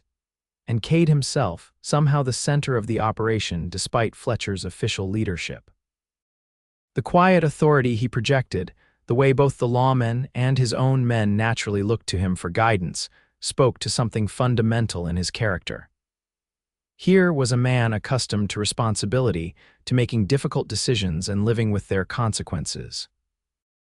Later, as the camp settled for the night, Kade approached with a bedroll. "Take my blankets," he said. "They're warmer and the night gets cold up here even in summer." "What about you?" Lillian asked, concerned. "I'll manage. I've slept on harder ground with less comfort many times." He helped her arrange the bedroll in a spot protected from the wind by a fallen log, near enough to the banked fire for warmth but with a measure of privacy from the rest of the camp. "Try to get some sleep. Tomorrow will be another long day." "Kade," Lillian said impulsively as he turned to leave. "Thank you, not just for the blankets, for everything." He looked back at her, his expression softening in the firelight. "You don't need to thank me, Lillian. I'm doing what any decent man would do." "No," she disagreed quietly. "Most decent men would have reported what they knew to the proper authorities and considered their duty done. You've gone far beyond that. You've risked your safety, disrupted your life, and now you're riding into potential danger, all for someone who was a stranger to you just weeks ago." Kade was silent for a moment, considering her words. "Perhaps you were a stranger then," he finally said, his voice low, "but you're not now." The simple statement held layers of meaning that neither of them was prepared to fully explore under current circumstances. Yet it hung in the air between them, an acknowledgement of the connection that had formed so quickly and grown so steadily despite, or perhaps because of the dangers they had faced together. "Get some rest," Kade repeated gently. "I'll be nearby if you need anything." As Lillian settled into the bedroll, exhaustion quickly overcame her despite the hard ground and unfamiliar sounds of the wilderness at night. Her last conscious thought before sleep claimed her was of Kade's face in the firelight and the way his eyes had held hers when he'd said, "You're not now." She woke at dawn to the soft sounds of the camp stirring to life. The air was crisp and clear, carrying the scent of pine and wood smoke. For a moment disoriented, Lillian forgot where she was and why. Then the events of the past days rushed back and she sat up quickly. "Morning," Kade greeted her, approaching with a tin cup of coffee. "Sleep well." "Better than I expected," Lillian admitted, accepting the cup gratefully. The coffee was strong and black, just what she needed to clear the fog of sleep. "What's the plan for today?" "We'll reach the line shack by midday. You'll stay there with Deputies Miller and Rodriguez while the rest of us continue to Cottonwood Canyon." Kade crouched beside her, lowering his voice. "Fletcher received news from a scout he sent ahead last night. Blackwell and his men made camp about 5 miles north of the canyon. If they maintain their pace, we should intercept them late this afternoon." Lillian nodded, a mixture of anticipation and anxiety churning in her stomach. And then we arrest them, using whatever force is necessary." Kade's expression was grim. "Fletcher will try to take them peacefully, but given what we know of Blackwell's character, I'm not optimistic they'll surrender without a fight." "Be careful," Lillian said softly, instinctively reaching out to touch his arm. "All of you." Kade covered her hand with his own. "We will be, and with luck, by this time tomorrow, Thomas Blackwell will be in custody and on his way to face justice in Phoenix." The camp broke fast after a quick breakfast. Within 30 minutes, they were mounted and moving north along a ridge that offered commanding views of the surrounding countryside. The terrain grew increasingly rugged as they climbed higher into the mountains, the trail narrowing until they were forced to ride single file through dense stands of pine and aspen. By mid-morning, Fletcher called a brief halt at a small clearing where a spring bubbled from the rocky ground. As the horses drank, the marshal conferred with Kade and his deputies, reviewing their approach to Cottonwood Canyon and the strategy for intercepting Blackwell. "We're making good time," Fletcher announced to the group. "The line shack is about 2 hours ahead. Once Miss Davis is secured there, the rest of us will continue to this position above the canyon." He indicated a spot on his map. "We'll set up an ambush at the narrowest point where they'll have nowhere to run." Lillian listened attentively, trying to memorize the details of the plan. Though she would remain behind at the line shack, understanding what would happen afterward helped calm her nerves. They remounted and continued their journey, the anticipation building with each mile. The line shack, when they reached it shortly after noon, proved to be a sturdy, if basic, structure built of logs and stone, situated on a small plateau that offered clear views in all directions. "Perfect defensive position," Fletcher noted with approval as they dismounted. "Miller, Rodriguez, you'll stay here with Miss Davis. No fires, minimal movement outside. We don't expect trouble, but better safe than sorry." The two deputies nodded, immediately setting about securing the perimeter and checking the interior of the shack. Kade took Lillian's arm gently, leading her a short distance from the others. "I know you're not happy about staying behind," he said, his voice low, "but it's for the best. From here, you'll be able to see the canyon where we expect to intercept Blackwell. Once we have him in custody, we'll bring him directly here for you to identify, then proceed to the nearest settlement with telegraph facilities to notify the authorities in Phoenix." Lillian nodded, understanding the logic even as she chafed at being separated from the main group from Kade at this crucial moment. "How long do you think it will take? If all goes according to plan, we should return by nightfall. If we're delayed for any reason, Deputies Miller and Rodriguez have instructions to keep you here safe and secure until we arrive." Kade hesitated, then reached into his pocket and withdrew a small revolver. "Take this, just in case." Lillian accepted the weapon, surprised by its weight. "I've never fired a gun before. It's simple enough," Kade explained, showing her how to check if it was loaded, how to cock the hammer, and where the safety was located. "Point and squeeze the trigger. Only as an absolute last resort, understand, the deputies are well armed and well trained." "I understand," Lillian said, tucking the revolver into the pocket of her borrowed jacket. "But you'll be careful, all of you," Kade's expression softened, "as careful as the situation allows." He glanced over his shoulder where Fletcher was signaling that it was time to move out. "I have to go. Remember, stay inside the shack, follow the deputy's instructions, and we'll be back before you know it." Impulsively, Lillian reached up and kissed his cheek. "For luck," she whispered. Kade's eyes widened slightly in surprise, then crinkled at the corners as he smiled. "I'll take all the luck I can get." He squeezed her hand once, then turned and strode back to his waiting horse. Lillian watched from the doorway of the line shack as the posse rode out, Kade's tall figure easy to distinguish even at a distance. Only when they had disappeared into the trees did she step back inside, where Deputies Miller and Rodriguez were setting up a makeshift observation post by the single window that faced toward Cottonwood Canyon. "You can see pretty far with these," Miller said, offering her a pair of field glasses. "If there's any action in the canyon, we should be able to spot it from here." The hours that followed were among the longest of Lillian's life. The deputies took turns watching through the field glasses while maintaining a vigilant perimeter check. Lillian alternated between pacing the small interior of the shack and peering anxiously through the window, straining for any sign of movement in the distant canyon. "They're in position by now," Rodriguez assured her as the sun began its westward descent. "Marshal Fletcher is good at what he does. And from what I hear, so is your Mr. Gallagher." Lillian didn't correct the assumption implicit in your Mr. Gallagher. Instead, she simply nodded and continued her vigil at the window. It was nearly 4 o'clock when Miller, on watch, suddenly stiffened. "Movement," he reported tersely. 3 riders moving south through the canyon, just as expected. Lillian's heart raced. "Blackwell? Can't tell from this distance, madam, but it matches the timing and numbers we anticipated." Miller handed her the field glasses. "See for yourself. Just there, where the canyon narrows between those 2 rock formations." Lillian adjusted the glasses, focusing on the area he indicated. At first, she saw nothing but shadows and vegetation. Then a flicker of movement caught her eye: horses and riders, moving cautiously through the narrowest part of the canyon. Even at this distance, she recognized Blackwell's distinctive posture on horseback and the tall, lanky form of Scott riding behind him. "It's them," she confirmed, her mouth suddenly dry. "Where are the marshal and the others? Should be positioned above the canyon walls on both sides," Rodriguez explained.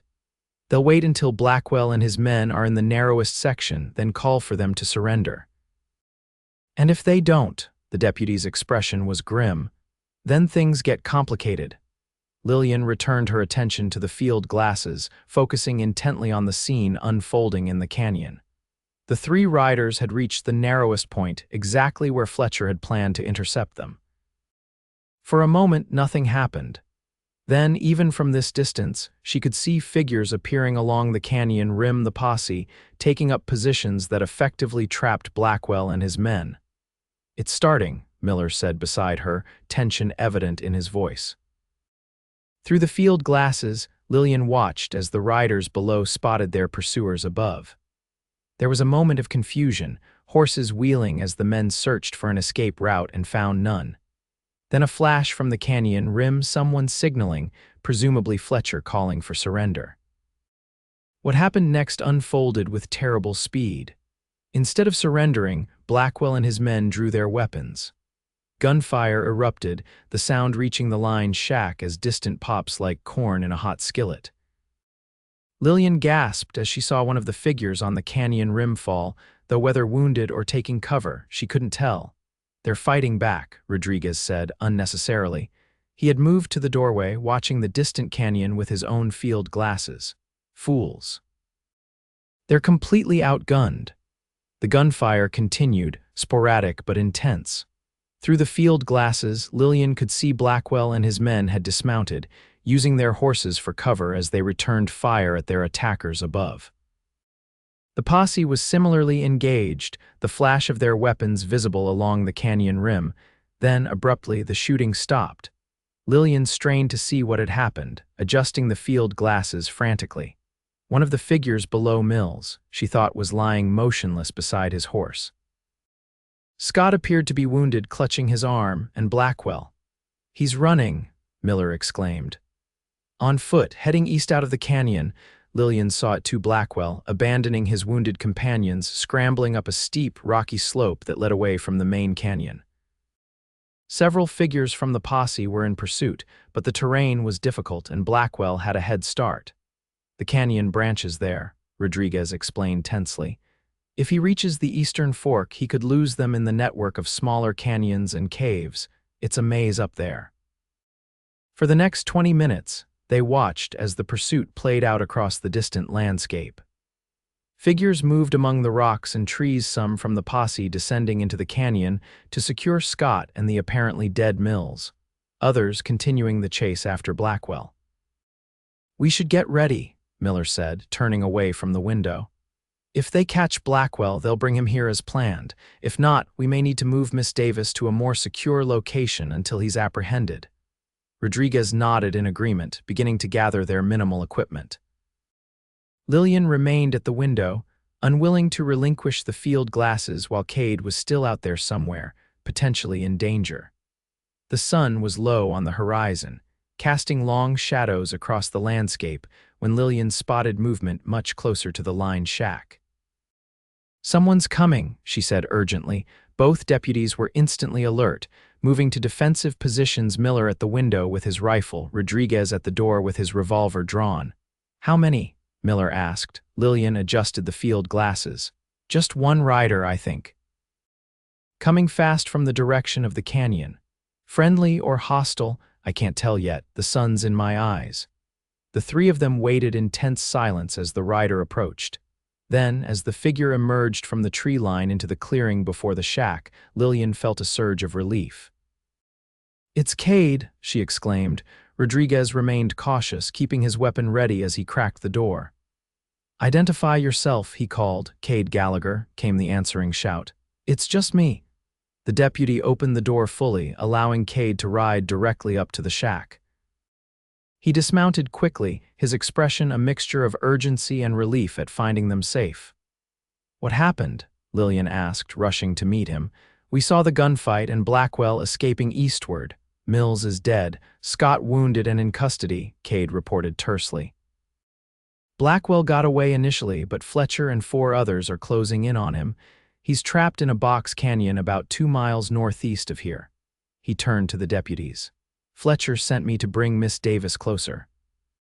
He wants her ready to make a positive identification once they capture Blackwell." Miller frowned.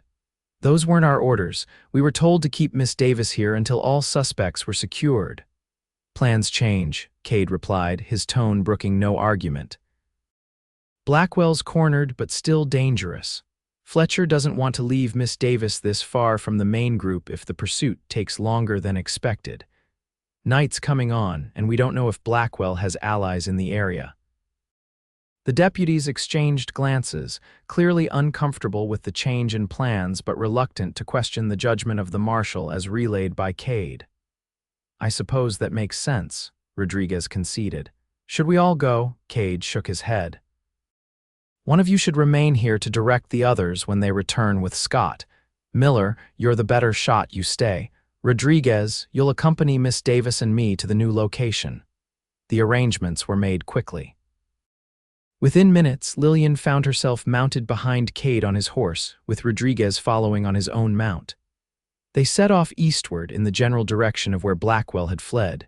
"How bad was it?" Lillian asked quietly as they rode, her arms around Kade's waist for balance. "Could have been worse," he replied, keeping his voice low. "Mills drew first, giving Blackwell and Scott the excuse to open fire. One of Fletcher's deputies took a bullet in the shoulder, nothing life-threatening.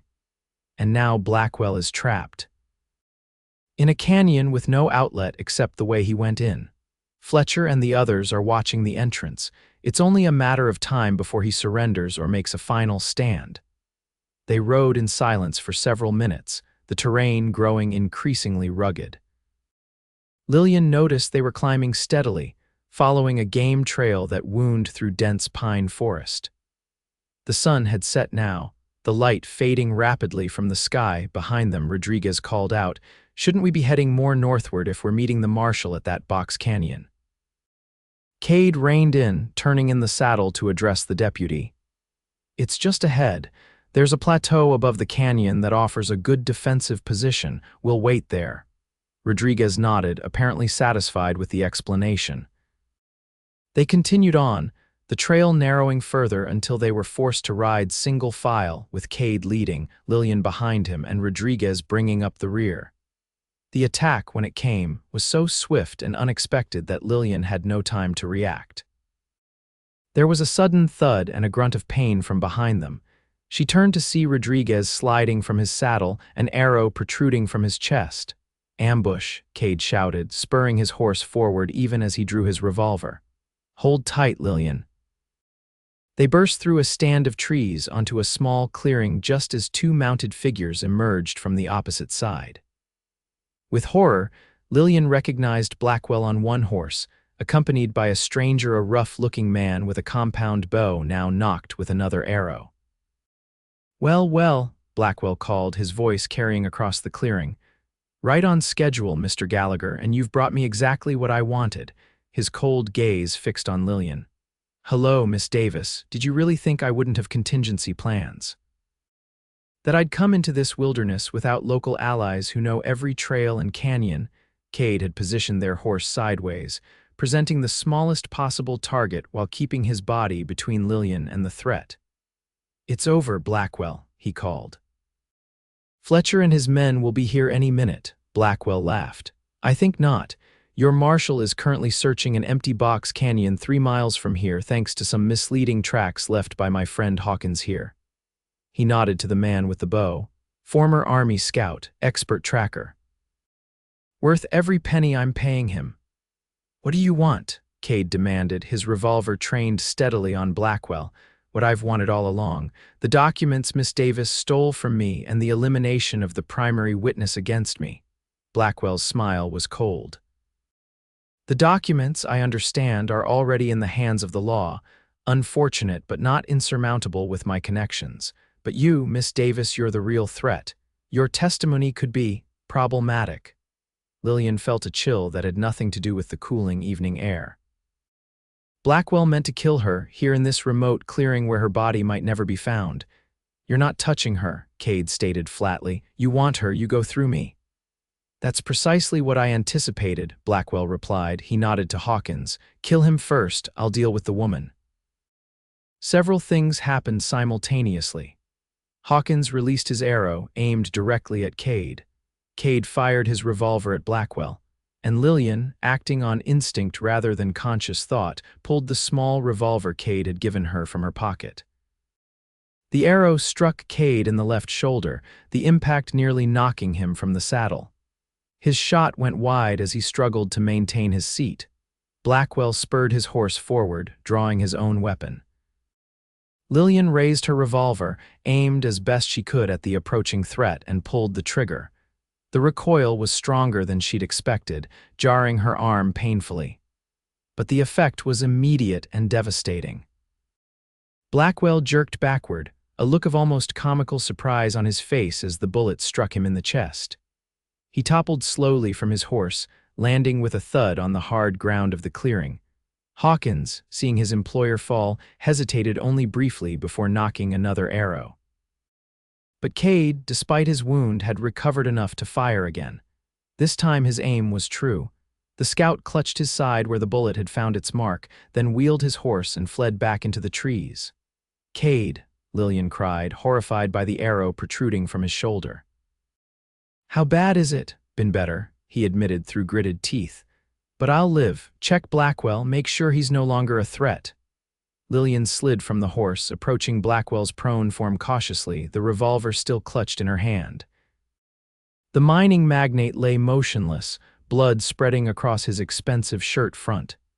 His eyes were open, staring sightlessly at the darkening sky. He's dead, she reported, a complex mixture of emotions washing through her: relief, regret, a certain numbness that she knew would eventually give way to a more profound reaction. Rodriguez, Kade asked, his voice strained as he too dismounted, careful of his wounded shoulder. Lillian hurried back down the trail to where the deputy had fallen. One look confirmed what they both already knew: the arrow had struck him directly in the heart. Death would have been almost instantaneous. He's gone, she said softly as she returned to Kade's side. Kade nodded grimly. We need to get back to the line shack, tell Miller what happened. From there we can signal Fletcher and the others. He examined the arrow in his shoulder with clinical detachment. This needs to come out, but not here. I'll need your help once we reach shelter. Can you ride? Lillian asked, concerned by the paleness of his face, visible even in the fading light. Have to, he replied simply. We can't stay here. Hawkins might return with reinforcements or on his own to avenge Blackwell. With Lillian's assistance, Kade managed to remount. The arrow shaft had broken during the process, leaving several inches still embedded in his shoulder, but he seemed determined to ignore the pain. Lillian climbed up behind him, supporting him as best she could while still maintaining her grip on the revolver. Hold on to me, she instructed, wrapping her free arm securely around his waist. I won't let you fall. The ride back to the line shack was a blur of pain and determination. Kade remained conscious through sheer force of will, guiding them through the darkening forest with an innate sense of direction that Lillian found almost miraculous under the circumstances. Miller was understandably shocked when they emerged from the trees, Kade barely staying in the saddle, Lillian supporting him with one arm while the other held a blood-stained revolver. What in God's name happened? The deputy exclaimed, rushing to help Kade dismount. Ambush, Kade managed through clenched teeth. Rodriguez is dead, so is Blackwell. Between them, Lillian and Miller got Kade into the shack and onto a narrow cot against one wall. In the light of the oil lamp Miller had lit, the severity of Kade's wound became clear. The arrow had penetrated deep into the muscle of his left shoulder, narrowly missing both the collarbone and any major blood vessels. It has to come out, Miller said grimly. Miss Davis, there's a medical kit in my saddlebag. Fetch it, please. While Lillian retrieved the kit, Miller built up the fire in the small stove, heating water and sterilizing a knife blade in the flames. Together, they cut away Kade's shirt around the wound, careful not to jostle the broken arrow shaft. "This is going to hurt," Miller warned as he prepared to extract the arrow. "A lot," Kade nodded stoically. "Just do it." Lillian knelt beside the cot, taking Kade's right hand in both of hers. "Squeeze if you need to," she told him, meeting his pain-filled eyes with steady resolve. "I'm right here." What followed was an ordeal Lillian knew would haunt her dreams for years to come. Miller worked with competent efficiency, first cutting around the entry wound to allow the arrow's barbed tip to be removed with minimal additional damage, then carefully extracting the shaft fragment by fragment. Kade remained conscious throughout, his grip on Lillian's hand tightening to the point of pain during the worst moments, but never uttering more than the occasional muffled groan. When the last splinter of wood had been removed, Miller cleaned the wound thoroughly with alcohol from his medical kit, then stitched it closed with neat, precise sutures before binding it with clean bandages. "You're lucky," the deputy told Kade as he finished. "Another inch to the right and it would have hit the lung. As it is, you'll have limited use of that arm for a while, but it should heal clean if infection doesn't set in." Kade, pale and sweating from the ordeal, managed a weak smile. "Remind me to thank Hawkins for his poor aim if we ever meet again." "What now?" Lillian asked, still holding Kade's hand, unwilling to break the connection that had sustained them both through the procedure. "I'll fire signal shots," Miller decided. "3 in rapid succession," repeated after a minute. "That's our prearranged signal for urgent assistance. Fletcher and the others should hear it and come investigating." He checked his pocket watch. "It's fully dark now, but they won't have gone far with Blackwell still unaccounted for." After Miller stepped outside to fire the signal, Lillian helped Kade drink some water and made him as comfortable as possible on the narrow cot. The color was slowly returning to his face, though lines of pain remained etched around his eyes and mouth. "You saved my life," he said quietly. "That shot, most experienced gunmen couldn't have made it under those circumstances." Lillian shook her head. "It was luck, nothing more. I was aiming for his chest and happened to hit it." "Don't diminish what you did," Kade insisted. "You kept your head in a crisis, acted decisively, and hit what you aimed at. That's not luck, that's courage." Lillian didn't know how to respond to the admiration in his voice, so she changed the subject. "Are you in much pain?" Miller left some laudanum. "It's manageable," Kade assured her. "I'd rather stay clear-headed until Fletcher arrives." He studied her face in the lamplight. "How are you? Killing a man, even one like Blackwell, isn't something that leaves you unchanged." The question caught her off guard. In the rush to tend to Kade's wound, she hadn't fully processed what she'd done. Now the reality settled over her like a heavy cloak. "I don't know," she admitted softly. "I didn't want to kill him. I just wanted to stop him from hurting you, from hurting anyone else." She looked down at their still-joined hands. "Does that make me a terrible person?" Kade's fingers tightened around hers. "It makes you human, Lillian. A human being faced with an impossible choice who chose to protect life rather than take it, even though taking a life was the inevitable result." His gaze held hers steadily. "That's not terrible, that's the very definition of courage and decency." Before Lillian could respond, Miller returned from firing the signal shots. "Now we wait," he announced. "With luck, Fletcher and the others will hear and respond within the hour." It was closer to 2 hours later when the sound of approaching riders finally reached them. Miller went out to meet them, explaining the situation while Lillian remained at Kade's side. Eventually, Fletcher himself entered the shack, his expression grave as he took in the scene. "Gallagher," he acknowledged, moving to the cot. "You look like hell." "Feel it too," Kade admitted wryly. Fletcher turned to Lillian. "Miller told me what happened, both with Blackwell and after." He hesitated, then continued with surprising gentleness. "You should know that the shot you fired was justified by any legal standard, Miss Davis.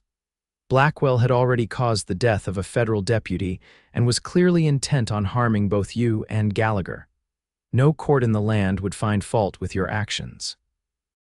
Lillian nodded, grateful for his understanding. What happens now? We recover Rodriguez's body and Blackwell's as well, return to civilization, file the necessary reports.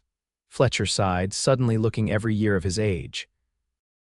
And ensure that Blackwell's crimes are fully exposed, so those miners' families receive the justice and compensation they deserve.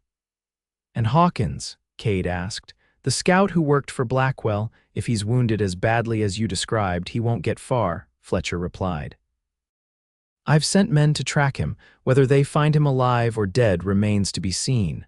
The marshal straightened, his professional demeanor returning. We'll camp here tonight and start back at first light. Miller says you're not fit to ride alone, Gallagher, so we'll rig a travois for you. Kade started to protest, but a sharp look from Lillian silenced him. Thank you, Marshal, she said. That seems the wisest course. After Fletcher left to oversee the arrangements, Lillian turned back to Kade. You need to rest, no arguments. A small smile tugged at the corner of his mouth. Yes, madam. The return journey to Oro Blanco took 3 days, proceeding at a deliberate pace to accommodate Kade's injury. Hawkins was never found, though blood trails suggested he had indeed been severely wounded and had fled deeper into the wilderness, where survival alone would be a challenge. Upon reaching town, Fletcher immediately telegraphed his superiors in Phoenix, reporting Blackwell's death, the recovery of Rodriguez's body, and the capture of the wounded Scott, who was now in custody and facing multiple charges. Lillian gave her formal statement to the marshal, detailing everything from her initial discovery of Blackwell's fraudulent practices to the final confrontation in the mountain clearing. Fletcher assured her that with Scott's testimony likely to be offered in exchange for leniency and the documentary evidence she had preserved, the case against Blackwell's accomplices in Tucson would be strong. You've done a remarkable service, Miss Davis, Fletcher told her as he prepared to depart with his prisoners and the body of his fallen deputy. Those miners' families will finally see justice done, and Blackwell's operation has been dismantled beyond recovery. Will I need to testify in court? Lillian asked. Almost certainly, though it may be some months before the cases come to trial. I'll send word when your presence is required in Phoenix. Fletcher tipped his hat. Until then, I suggest you take some well-earned rest. You've more than earned it. After the marshal and his men departed, Lillian and Kade returned to the Double Circle Ranch, where Mrs.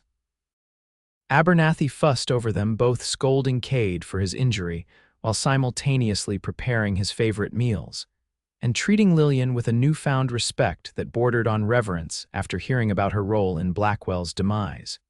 Kade's recovery progressed steadily over the following weeks. The wound healed cleanly, thanks to Miller's prompt and skilled treatment, though as predicted, Kade's left arm remained weak and would require time to regain its full strength and range of motion. During this period, Lillian found herself falling into a comfortable routine at the ranch. She assisted Mrs. Abernathy with household management, helped Kade with the ranch's accounts while his arm healed, and even learned to ride properly astride, exploring the Double Circle's vast acreage on a gentle mare Kade had gifted her. Most evenings were spent on the veranda, watching the sunset while discussing books, sharing stories from their respective pasts, or simply enjoying a companionable silence. Their relationship had deepened through the shared ordeal, evolving into something neither had fully articulated but both increasingly valued. On a particularly beautiful evening in late August, with the first hint of autumn crispness in the air, they sat side by side on the veranda swing Hank, and some of the other ranch hands had built as a surprise for Lillian's birthday the previous week.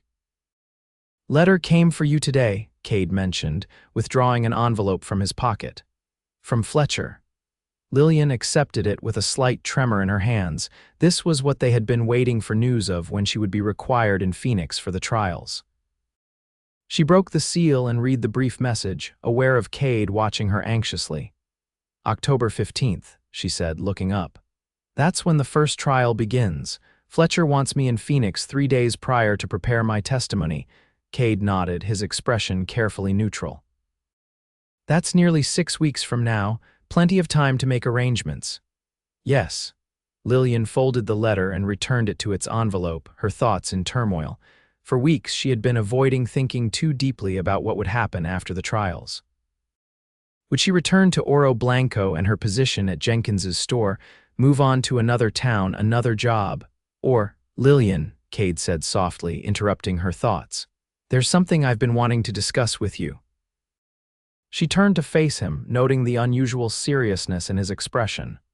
What is it? Kade took a deep breath. These past weeks, having you here at the double circle, it's changed things, changed me. He reached for her hand and folding it in his. I never expected to feel this way again after Anna died. Never thought I'd want to share my life with someone else. But you've awakened something I thought was gone forever. Lillian's heart raced, hope and fear warring within her. Kade, please let me finish before I lose my nerve, he said with a small smile. I'm not asking for anything right now. I know you have the trials ahead and important decisions to make about your future. I just want you to know that whatever you decide, there's a place for you here, with me. If you want it, are you? Lillian hesitated, hardly daring to put into words what she thought he might be offering. Are you asking me to stay after the trials? I'm asking for more than that, Kade said quietly. He shifted on the swing to face her more directly. I'm asking if you might consider a future here, a permanent one, as my wife. The words hung in the air between them, momentous and transformative. Lillian stared at him, seeing in his gray eyes all the emotions she had been afraid to acknowledge in herself: hope, tenderness, and something deeper, more profound. I know it's sudden, Kade continued when she didn't immediately respond. We've known each other only a few months. But those months have contained more life, more truth than many people experience in years of acquaintance. I know your character, Lillian, your courage, your intelligence, your compassion, and I believe you know mine. I do, Lillian whispered, finding her voice at last. Better than I've known anyone's. Then you know I don't make this proposal lightly, that when I say I love you, it comes from the very core of who I am. Kade's grip on her hand tightened. I'm not asking for an answer now, just think about it. While you're in Phoenix, while you're deciding what comes next, consider the possibility of making the double circle your home, of making a life with me. Lillian felt tears welling in her eyes, not of sadness, but of a joy so unexpected and complete that it overwhelmed her. I don't need time to think about it, she said, her voice steady despite the emotion threatening to choke her. I know what I want, Kade. I've known for weeks, though I was afraid to admit it even to myself. And what is that? He asked, a fragile hope dawning in his eyes. You, Lillian said simply. A life with you, here at the double circle, as your wife. The smile that transformed Kade's face was like sunrise breaking over the mountains, gradual at first, then blazing with undeniable brilliance. He released her hand only to cup her face gently between his palms. Are you certain? He asked, his voice husky with emotion. This isn't gratitude or a sense of obligation for what we've been through together. Lillian shook her head, smiling through her tears. It's love, Kade Gallagher, pure and simple. I love you. I think I began falling in love with you the moment you said then they'll answer to me before sundown in Jenkins's store, and every day since has only deepened that feeling. Kade laughed softly, the sound rich with joy and relief. That's good to hear, he said, because I've been falling in love with you for exactly that long. Then he kissed her, tenderly at first, then with increasing passion as Lillian responded in kind, her arms winding around his neck as she returned his embrace with equal fervor. When they finally parted, both breathing quickly, Kade rested his forehead against hers. I don't have a ring, he admitted ruefully. This wasn't exactly a planned proposal. Lillian laughed, feeling lighter than she had in months, perhaps years. I don't need a ring, just you. You have me, Kade promised. Now and always. They were married 2 weeks later in the small church in Oro Blanco, with Jenkins giving Lillian away and Hank serving as Kade's best man. The entire town turned out for the ceremony and the celebration that followed, genuinely happy for the couple whose unusual courtship had become something of a local legend. Mrs. Abernathy, despite her gruff exterior, wept openly during the exchange of vows, later claiming it was simply dust in her eyes. Fletcher made the journey from Phoenix especially for the occasion, bringing news that Scott had indeed agreed to testify against his former associates in exchange for a reduced sentence.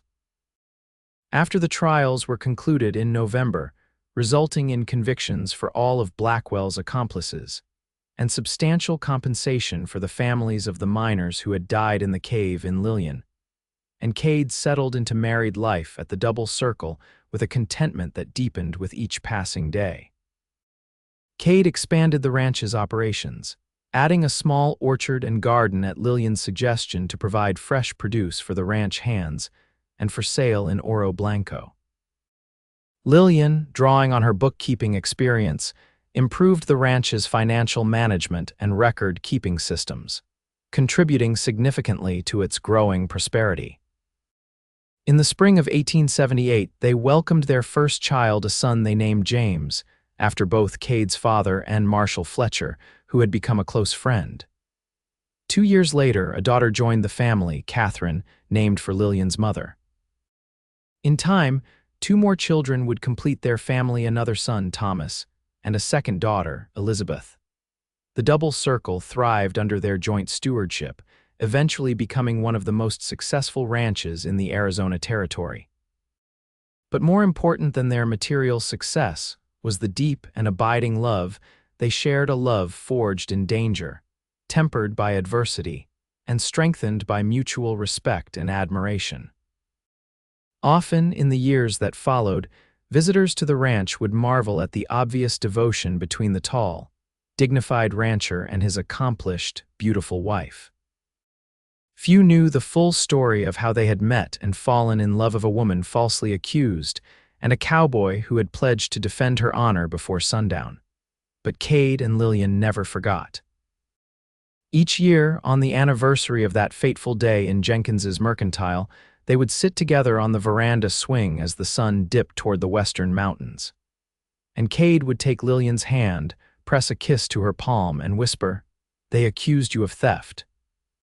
To which Lillian would always reply with a smile that still made his heart race, "And you made them answer for it before sundown." It became their private ritual, a reminder of the extraordinary circumstances that had brought them together and the ordinary miracle of the life they had built, a life rich with love, family, and the steadfast certainty that whatever challenges the future might hold, they would face them together, just as they had from the very beginning.